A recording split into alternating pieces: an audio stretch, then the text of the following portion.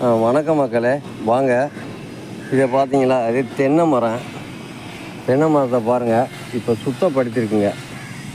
சுத்தப்படுத்தி இதோடைய எதுவுமே இல்லாமல் சப்ப சவரை, அதாவது பண்ணாடை என்னாடை எதுவுமே இல்லாமல் சுத்தப்படுத்திக்கிறேன். இது போல் சுத்தப்படுத்திட்டு, இது குறைஞ்சது ஒரு 60 அடி மரம் நண்பர்களே.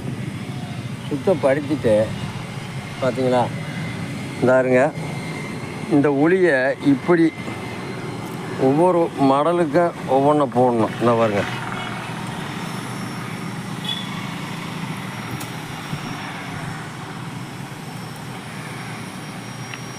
இப்படி போட்டு விட்டோம்னா உங்களுக்கு நம்ம இந்த வண்டு கடிக்குது இல்லை, அந்த வண்டு கடிக்காது நண்பர்களே.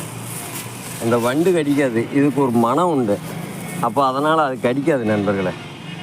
அடுத்த ஒரு வீடியோவை சந்திக்க வரை உங்கள் ராஜு.